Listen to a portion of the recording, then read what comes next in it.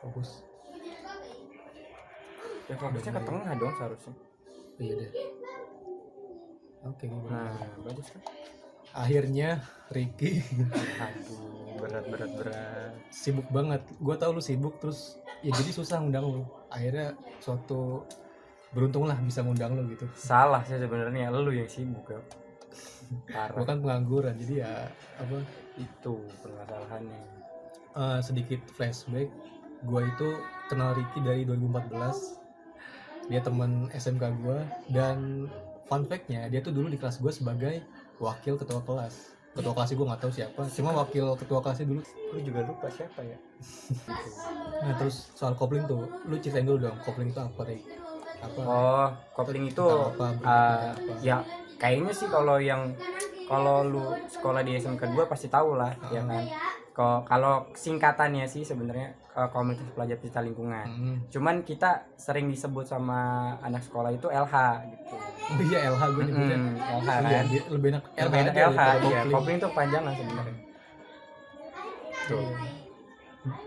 Itu kegiatannya apa jadi kalau kopling itu di sana? Kalau lagi waktu gua LH nih, kelas 10 itu kegiatannya ya kita sering bangetnya itu. Terus masih soal lingkungan ya, Rik ya? Iya. Ini pendapat lu tentang masyarakat sekitar ya, boleh sekitar atau secara umum, itu mereka sudah sejauh mana sih, Rik, aware mereka atau kepedulian mereka terhadap lingkungan gitu menurut lu, atau sepandangan lu tuh sejauh mana? Apakah mereka udah mulai rutin buang sampah pada tempatnya atau masih berantakan? Coba lu, pendapat lu gimana? Kalau dilihat di masyarakat sekitar rumah gue ya, sebenarnya untuk di rumahnya sendiri dia udah peduli lah. Kayak ya lu pernah nggak sih, maksudnya lu main ke rumah tetangga lu gitu, rumah tetangga lu di dalamnya banyak sampah? Nggak mungkin kan, ya kan. Nah sebenarnya kalau untuk di rumah sendiri pasti peduli sama sampahnya, tapi yang kurangnya itu untuk masyarakat di luar sana itu kalau pada saat dia keluar tuh nggak peduli, ya kan. Kadang ya sebenarnya faktornya banyak juga sih, ya kan. Faktor yang pertama pemicunya malas buang sampah di tempatnya itu pada saat kita di luar tempat sampahnya jauh kan, harus jalan dulu baru buang sampah, ya kan. Tapi kalau orangnya pinter ya pasti dibahas lagi, kenapa nggak disimpan dulu sampahnya, ntar setelah nemu baru dibuang gitu kan. Tapi kan tahu sendiri masyarakat Indonesia itu suka yang simpel-simpel. Kalau kita bisa buang langsung di situ di tempat, kenapa enggak? Akhirnya itulah yang menyebabkan masyarakat banyak yang buang sampah pada nggak tempatnya kayak gitu. Gitu. Paskib, tapi pas gue lihat paskib tuh latihannya tuh keras banget Yok di SMP tuh, jadi gue nggak suka tuh, ya kan. Akhirnya gue masuk SMK, masuk pramuka di SMP tuh, karena pembina paskibra gue di SD itu jadi pembina, pokoknya sering diundang di pramuka gue, akhirnya gue masuk pramuka, ya kan.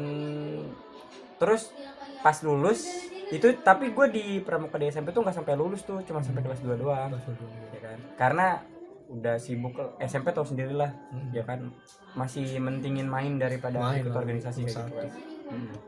Akhirnya masuk SMP, ya kan.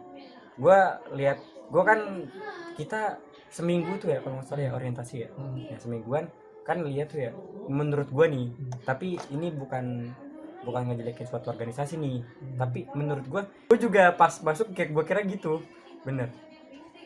Padahal kan dulu kan lu tau sendiri pas kita mau kan, pas dengerin demo school udah di lapangan panas kan, mana kita dengerin. Cuman karena gue dapet stikernya kan, gue baca komunitas pelajar pecinta lingkungan, ternyata udah gue masuk kayak.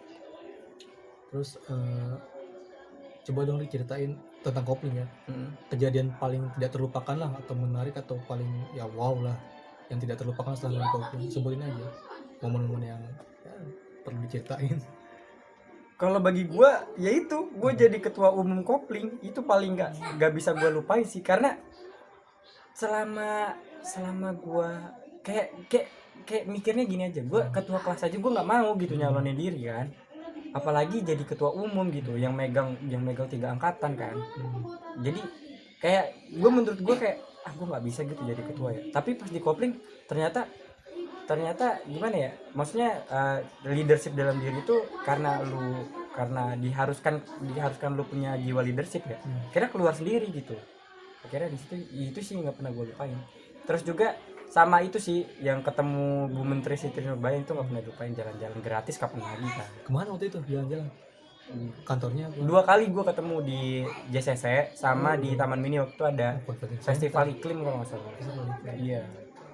Terus yang lomba dayung seinget gue tuh lu ikut juga kan? Iya, Itu betul. gimana lomba dayung ceritanya? Iya, itu gini, itu parah banget sih, parah banget. Jadi gini loh. Gue waktu itu masih kelas 10. Iya, kan? satu, Ingat kan? satu, Iya. satu. Waktu gue itu kelas 10. Terus fun fact-nya lagi, kopling itu pertama kalinya itu waktu lomba itu bener-bener gak latihan sama sekali dayungnya. Ya kan?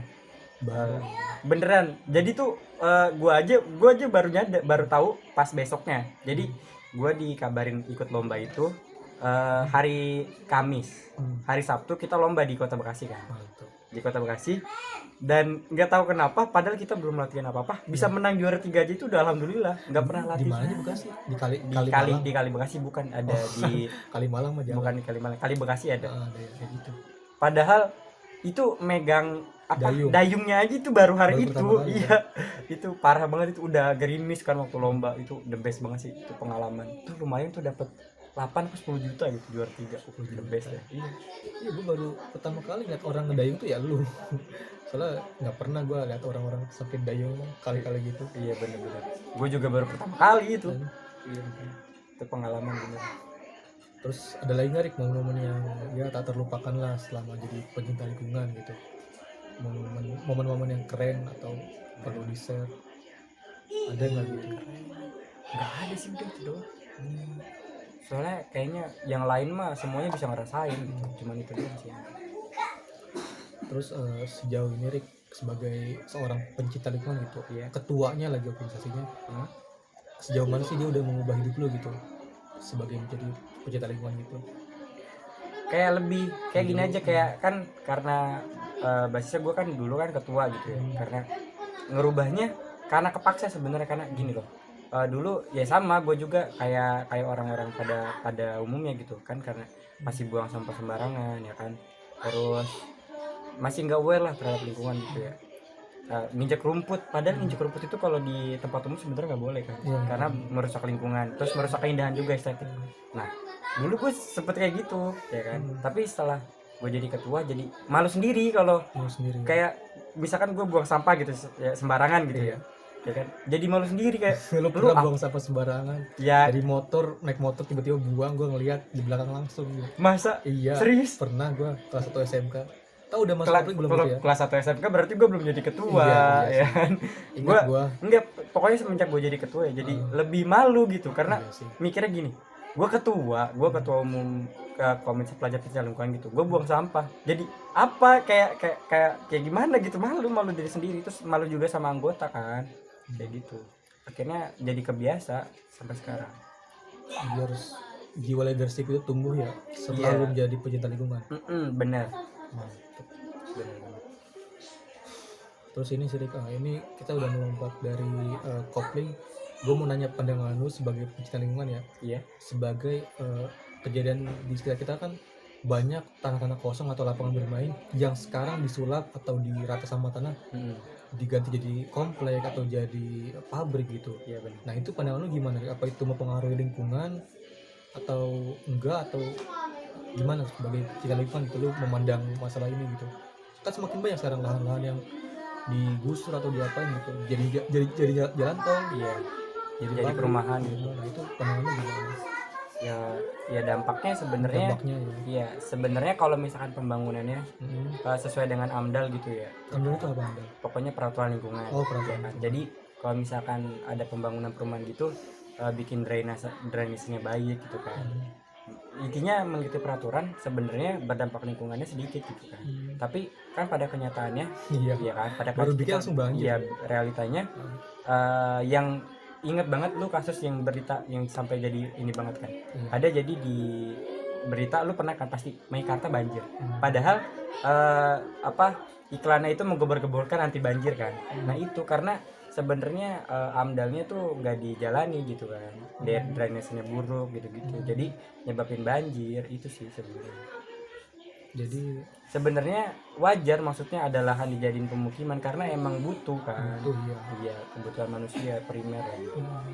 kan. Tapi sebenarnya yang paling bagusnya itu ya kalau misalkan bikin kayak gitu disediain tempat terbuka hijau kan, maksudnya bagus juga kan, maksudnya buat tempat anak-anak yang bermain gitu kan. Apalagi dulu kan zaman kita kayak main layangan tuh sering banget kan di tengah sawah ya kan, pinggir di lapangan gitu ya kan. Kalau sekarang kan kayaknya kita jarang banget kan ngeliat kayak anak-anak seumuran anak SD gitu ya main layangan, kan jarang banget kan, karena ya itu balik lagi ke tempat terbuka hijaunya udah sedikit kayak gitu. Iya, sekarang sawah aja gue udah jarang lihat. Iya, Udah nggak beneran. ada. Heeh. Anak kecil mainnya di jalan raya gitu. Iya. Kalau gitu kan bukan salah anak kecil ya menurut gue. Kadang-kadang karena emang gak ada tempatnya, mau gimana lagi. Anak kecil kan emang seharusnya main kan. Iya, Ya, betul. namanya anak kecil harusnya main, tapi yang gak ada tempatnya ya main di jalan raya. Benar. Hmm. Jadi menurut lo itu nggak apa-apa, yang penting sesuai sama AMDAL ya. Iya, nggak apa-apa pembangunan emang wajar gitu Wajar, kan. ya. Tapi seenggaknya maksudnya pihak pengelolanya gitu ya nyediain tempat terbuka hijau gitu kan. Maksudnya kan kalau misalkan di contoh nih ya, ke lu misalkan kontraktor bikin perumahan Iya, gitu bener. ya kan. Kalau misalkan lu nyediain tempat terbuka hijau gitu kan, maksudnya jadi daya tarik buat pembeli juga kan. Oh, ini perumahannya ada lapangannya gitu misalkan, atau enggak ada buat tempat berkumpul, kan asik kan gitu. Ngerti sih. Terus ini ya penutup aja lah karena emang sepertinya sudah mau maghrib. Iya betul. Pertanyaan terakhir, Rik. Tips trik atau masukan untuk orang-orang supaya bisa mencintai lingkungan lagi gitu, apa gimana sih caranya gitu, tipsnya, atau buang sampahnya gimana gitu, tips biar lebih cinta lingkungan lah, tips biar kita lebih gua ganti, tips biar orang lebih mencintai lingkungannya sendiri. Nah, coba Tips biar ya yang pertama ya lihat lagi ke diri sendiri kan, maksudnya